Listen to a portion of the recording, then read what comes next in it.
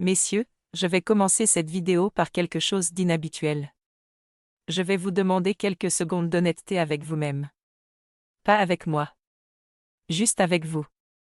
Est-ce que la libido que vous aviez à 45 ans est encore présente aujourd'hui? Est-ce que ce désir naturel, cette énergie intime qui faisait partie de vous sans que vous ayez à y penser, est-ce qu'il est toujours là, avec la même intensité, la même spontanéité? Ou est-ce qu'il s'est mis à diminuer progressivement, si doucement que vous avez du mal à dire exactement quand cela a commencé? Si vous vous posez ces questions en ce moment, je veux que vous sachiez quelque chose d'important. Ce que vous ressentez est réel. Ce n'est pas une invention. Ce n'est pas une faiblesse de caractère. Et surtout, il n'y a absolument aucune honte à en parler. Je suis le docteur Sophie Laurent, urologue depuis plus de 15 ans. Et des millions d'hommes en France traversent exactement ce que vous vivez après 60 ans.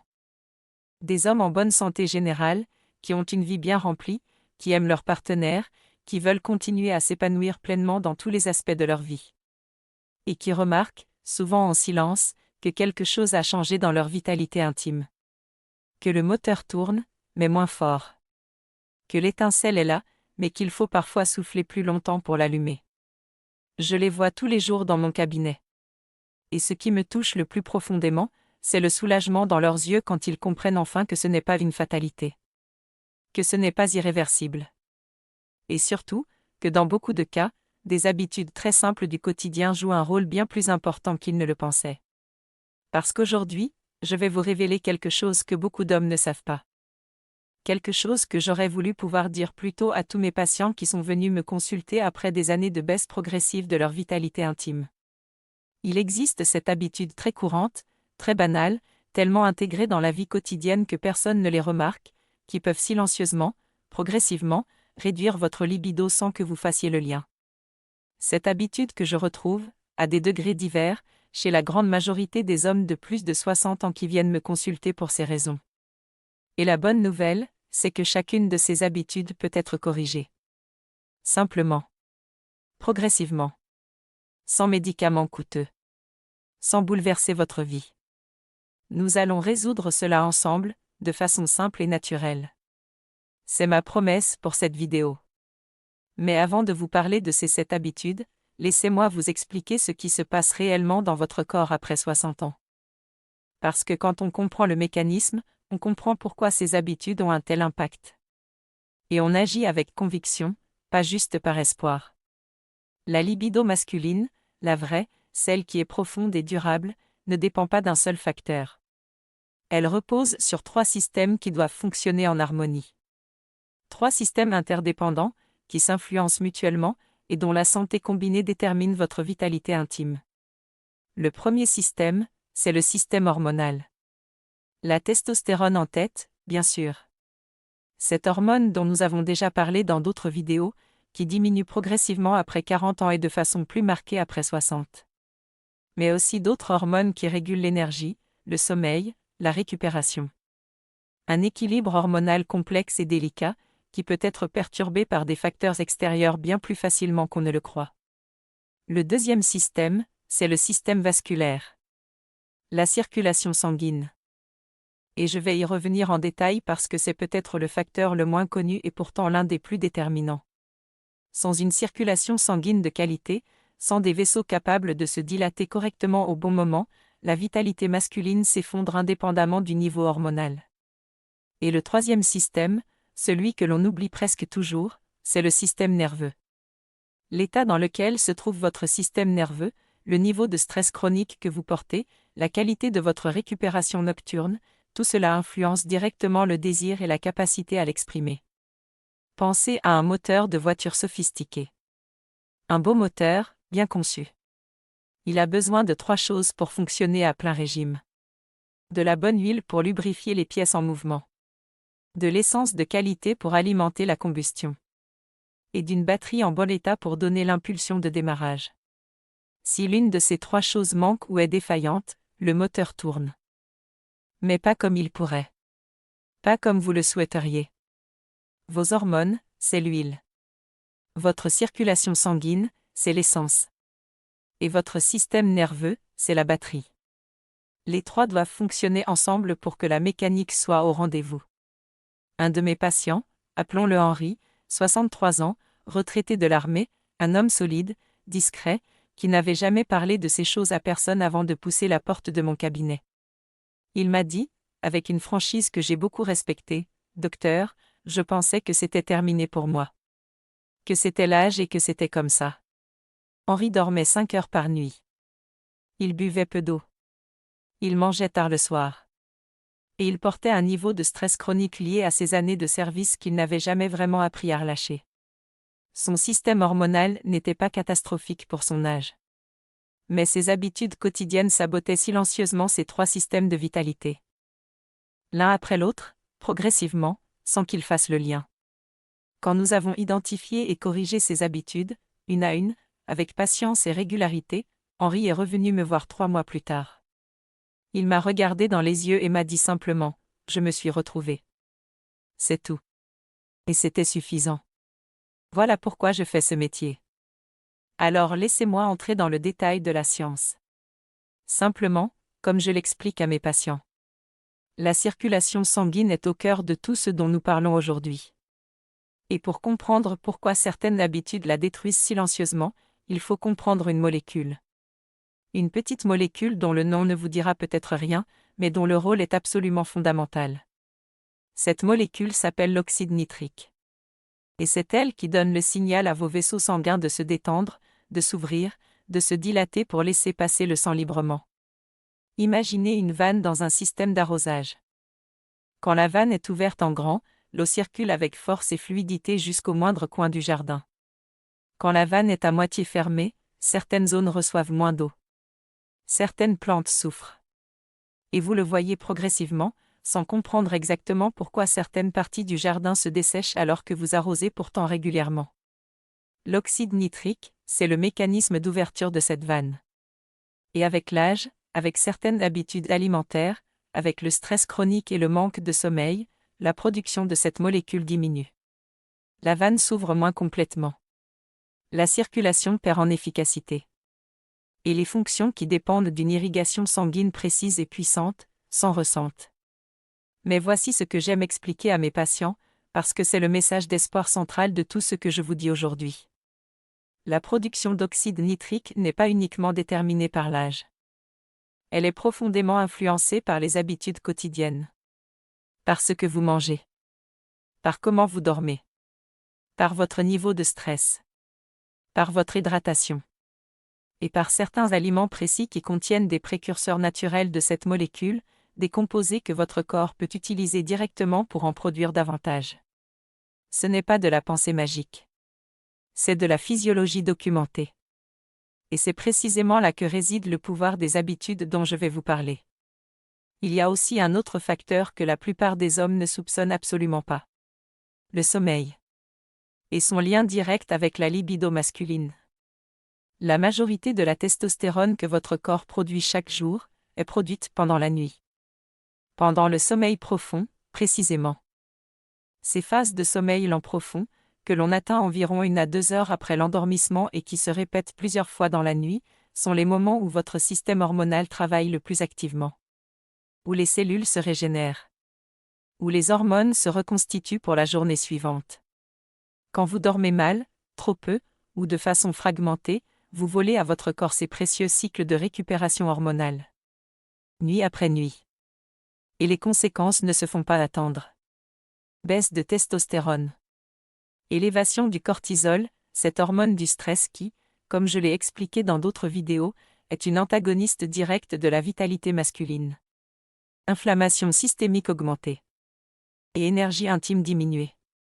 Un de mes patients, Philippe, 61 ans, chef de projet dans une grande entreprise, dormait en moyenne 5h30 par nuit depuis des années. Il considérait cela comme une fierté presque, une marque de productivité. Quand je lui ai expliqué ce que ces 5h30 de sommeil faisaient à sa production hormonale nocturne, il a été sincèrement stupéfait. Personne ne lui avait jamais dit que le sommeil et la libido étaient aussi directement connectés. En travaillant simplement à améliorer la qualité et la durée de son sommeil, sans aucun autre changement dans un premier temps, Philippe a commencé à ressentir des différences en quelques semaines. Une énergie matinale différente. Une vitalité plus présente. Et progressivement, un regain de ce désir naturel qu'il croyait avoir perdu. Et enfin, il y a l'inflammation silencieuse. Ce troisième facteur invisible que j'évoque souvent et qui est, je le pense profondément, l'un des grands problèmes de santé masculine de notre époque.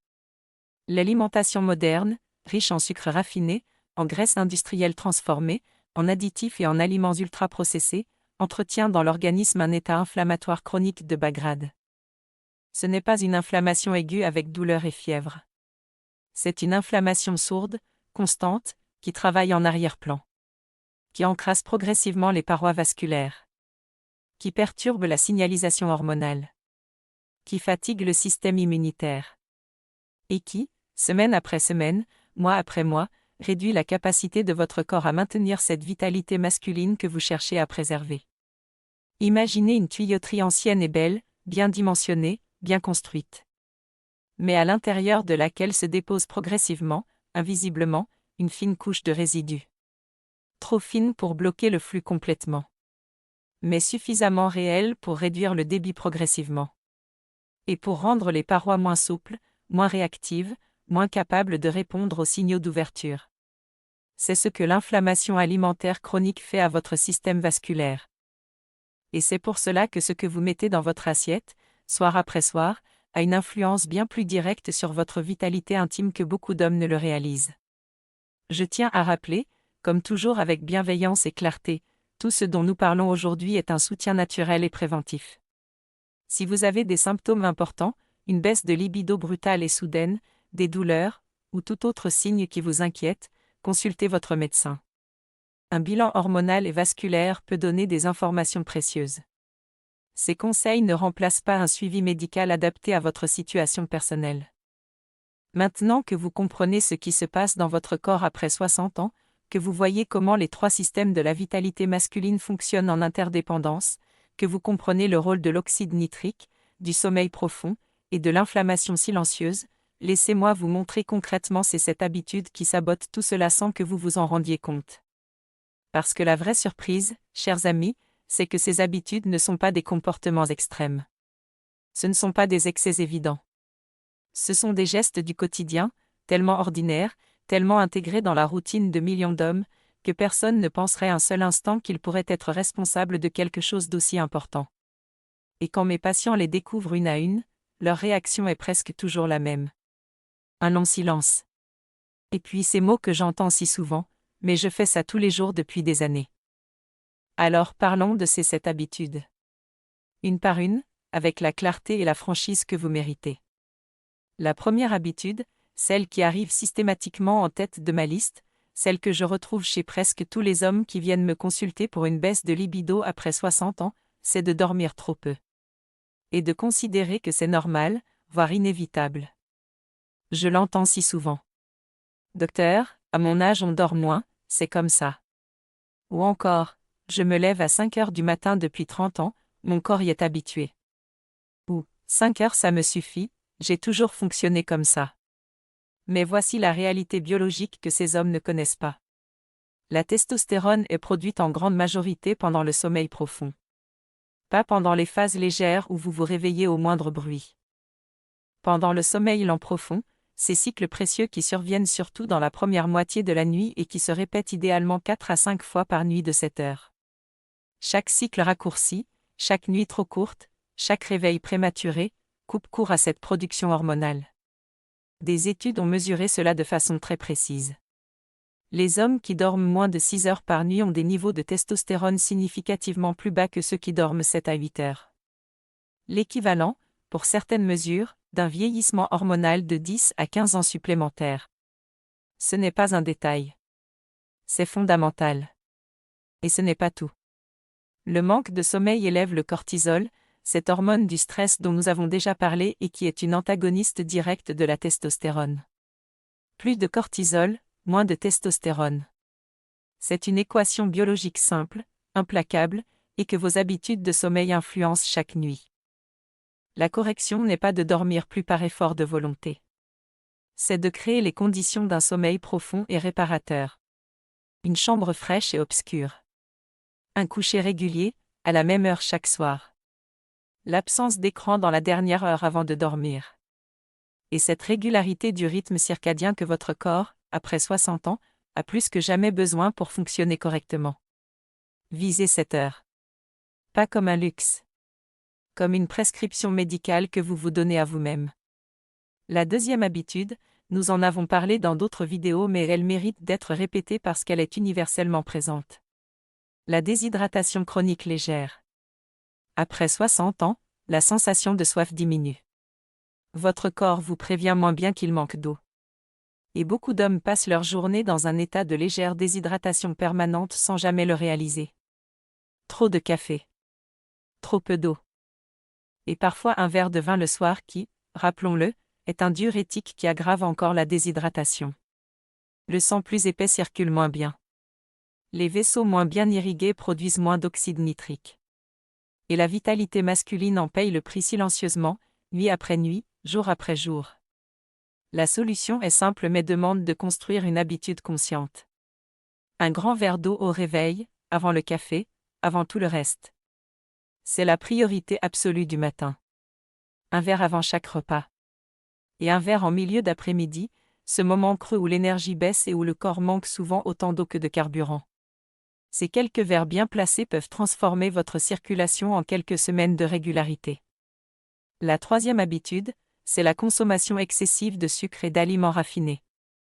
Et je vais être direct parce que c'est un sujet sur lequel beaucoup d'hommes se font des illusions. Ce n'est pas forcément que vous mangez des quantités excessives de sucreries. C'est souvent bien plus subtil que ça. Le pain blanc du matin. Les biscottes industrielles. Les céréales du petit déjeuner qui semblent saines mais sont chargées en sucres ajoutés. La sauce tomate du commerce. Le plat préparé du soir quand on n'a pas le courage de cuisiner. Ces sucres cachés, ces glucides raffinés qui se glissent partout dans l'alimentation moderne, alimentent en continu cette inflammation vasculaire de fond dont je vous parle. Chaque pic glycémique est suivi d'une réponse insulinique. Ce cycle répété plusieurs fois par jour pendant des années encrasse progressivement les parois de vos vaisseaux sanguins. Réduit leur souplesse. Diminue leur capacité à répondre aux signaux de l'oxyde nitrique. Et contribue directement à cette baisse de vitalité que vous attribuez simplement à l'âge. La correction n'est pas de supprimer tout plaisir. C'est de remplacer intelligemment. Un carré de chocolat noir à plus de 70% plutôt qu'un biscuit industriel. Du miel naturel brut plutôt que du sucre blanc. Des fruits frais entiers plutôt que des jus. Ces substitutions simples, adoptées progressivement et maintenues avec régularité, peuvent réduire de façon mesurable l'inflammation vasculaire de fond en quelques semaines. La quatrième habitude, celle-là aussi est très répandue après 60 ans, et elle est souvent justifiée par des douleurs articulaires, par la fatigue, par le sentiment que l'âge impose de se ménager. C'est le manque d'activité physique régulière. Je ne vous parle pas de reprendre la course à pied ou de vous inscrire à une salle de musculation. Je vous parle de quelque chose de beaucoup plus accessible. La marche. 20 minutes par jour, à un rythme qui fait légèrement monter la respiration sans vous essouffler. 20 minutes de marche régulière font des choses remarquables pour votre système vasculaire. Elles stimulent la production d'oxyde nitrique par les cellules endothéliales. Elles améliorent la souplesse des parois artérielles. Elles réduisent l'inflammation systémique. Elles favorisent un sommeil plus profond le soir. Et elles contribuent au maintien des niveaux de testostérone en stimulant naturellement les mécanismes hormonaux liés à l'effort physique modéré. Un de mes patients, Marcel, 67 ans, qui n'avait pas fait de sport depuis 20 ans, a commencé par 10 minutes de marche matinale. Juste 10 minutes. Progressivement porté à 20, puis 30. En 2 mois, il m'a rapporté une énergie globale qu'il n'avait plus ressentie depuis des années. Le mouvement régulier, même modeste, est l'un des médicaments naturels les plus puissants que nous ayons. La cinquième habitude, c'est le stress chronique non géré. Et je veux être précise sur ce que j'entends par là, parce que le mot stress est devenu si banal qu'on ne le prend plus vraiment au sérieux. Je ne parle pas du stress ponctuel, celui d'une situation difficile que l'on traverse et que l'on surmonte. Je parle de ce stress de fond, constant, que beaucoup d'hommes portent depuis des décennies comme une seconde nature. La tension permanente des épaules. L'impossibilité à se détendre vraiment même pendant les vacances. Ce flux continu de pensées et de préoccupations qui ne s'éteint jamais complètement, même au moment de dormir. Ce stress chronique maintient en permanence des niveaux de cortisol élevés. Et le cortisol élevé de façon chronique fait plusieurs choses très concrètes et très néfastes pour la vitalité masculine. Il réduit la production de testostérone. Il perturbe le sommeil profond. Il favorise l'inflammation vasculaire. Et il active le système nerveux sympathique, ce mode combat ou fuite, qui est l'opposé exact de l'état dont le corps a besoin pour que la libido puisse s'exprimer pleinement. La correction que je recommande, et qui demande littéralement 2 minutes par jour, c'est la respiration lente et consciente. 2 minutes matin et soir, les yeux fermés, en respirant profondément par le nez, en laissant le ventre se gonfler à l'inspiration, en expirant lentement et complètement. Cette pratique si simple active le système nerveux parasympathique, abaisse le cortisol, et recalibre progressivement votre état nerveux de base. 2 minutes. Chaque jour. Avec régularité. Et les effets, sur plusieurs semaines, sont réels et mesurables. La 6e habitude, c'est de dîner trop tard et trop lourd. Nous en avons parlé dans d'autres contextes, mais son impact direct sur la libido mérite d'être expliqué ici spécifiquement. Quand vous mangez copieusement moins d'1 heure ou 2 avant de vous coucher, votre corps engage des ressources considérables dans la digestion au moment précis où il devrait commencer à se mettre en mode récupération. La température corporelle reste élevée. Le système digestif reste en activité. Et les premières phases du sommeil, ces phases cruciales pour la production hormonale nocturne, sont perturbées ou raccourcies. Le résultat, nuit après nuit, c'est un sommeil moins profond, une récupération hormonale incomplète, et une testostérone du lendemain matin légèrement mais réellement moins abondante. Répété pendant des mois, pendant des années, cet effet s'accumule. La correction est simple. Dînez plus tôt. Idéalement 2 heures au minimum avant votre coucher. Et dînez plus léger le soir. Des protéines de qualité, des légumes, des bonnes graisses. Pas de repas lourds en glucides raffinés ou en graisses saturées juste avant de dormir. Votre corps vous en remerciera dès les premières semaines. Et la 7e habitude, la dernière, est peut-être la plus surprenante de toutes. Parce que ce n'est pas quelque chose que vous faites de trop. C'est quelque chose que vous ne faites pas du tout.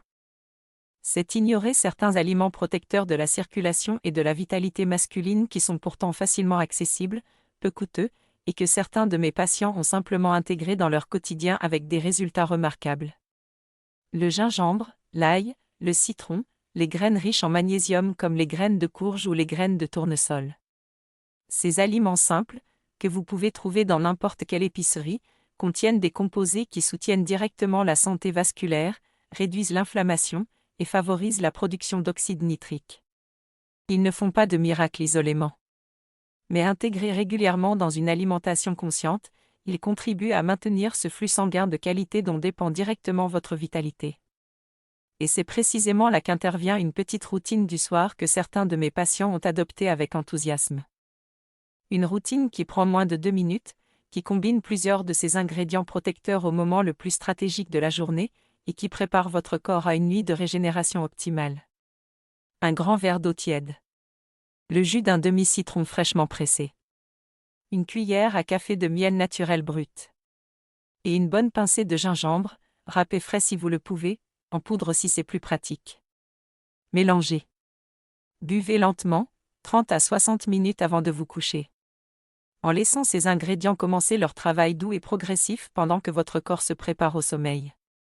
Souvenez-vous, comme je le dis toujours avec clarté et bienveillance, cette boisson est un soutien naturel du quotidien. Elle ne remplace pas une consultation médicale. Si vous avez des symptômes persistants ou importants, parlez-en à votre médecin.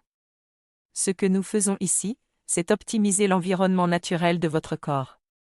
Pas substituer un traitement médical. Alors à quoi pouvez-vous vous attendre si vous commencez à corriger ces 7 habitudes, progressivement, une à une, avec la patience et la régularité que votre corps mérite? Soyons honnêtes ensemble, parce que vous méritez la vérité et non des promesses faciles. Les premières semaines, vous remarquerez probablement d'abord une amélioration du sommeil. Un sommeil légèrement plus profond, plus réparateur. Des matins un peu moins lourds. C'est souvent le premier signe que quelque chose se recalibre à l'intérieur. Ensuite, progressivement, une énergie plus stable dans la journée. Moins de ces baisses d'après-midi qui vous collent au canapé. Une clarté mentale plus constante. Et puis, après 4 à 6 semaines de pratique régulière pour la plupart de mes patients, quelque chose de plus profond commence à se manifester. Une vitalité qui revient doucement. Un désir qui se réveille progressivement. Cette étincelle qui ne demandait pas à s'éteindre mais qui avait simplement besoin que vous lui donniez les conditions pour brûler à nouveau. Henri, mon patient retraité de l'armée, m'a rappelé après 2 mois. Sa voix était différente. Plus légère. Il m'a dit, « Docteur, je me suis retrouvé. » Et croyez-moi, après 15 ans de pratique, c'est encore aujourd'hui l'une des phrases qui me touche le plus profondément. Parce que voilà ce que je veux que vous reteniez de cette vidéo, chers amis. Un seul message essentiel. Votre corps n'a pas abandonné. Il n'a pas décidé de se mettre en retraite définitive. Il répond. Il réagit. Il se régénère. Mais il a besoin que vous lui donniez les bons signaux. Les bonnes habitudes. Le bon carburant. Et la régularité qui transforme un geste isolé en une véritable force de changement. La vitalité après 60 ans n'est pas une question de résignation. C'est une question de comment vous choisissez d'accompagner votre corps dans cette période de vie. Avec intelligence. Avec bienveillance envers vous-même. Et avec ces petits gestes simples, répétés chaque jour, qui font une différence réelle sur le long terme. Alors si vous avez décidé de commencer à corriger l'une de ces 7 habitudes dès aujourd'hui, écrivez dans les commentaires « Je commence aujourd'hui ». Ce simple engagement envers vous-même a une valeur que vous ne devez pas sous-estimer. Et abonnez-vous à cette chaîne, parce que nous continuons ce chemin ensemble. La santé masculine après 60 ans est riche en solutions naturelles, simples, accessibles, que je suis là pour vous partager avec toute la conviction de mon expérience médicale. À très bientôt, messieurs. Prenez soin de vous. Vous le méritez vraiment.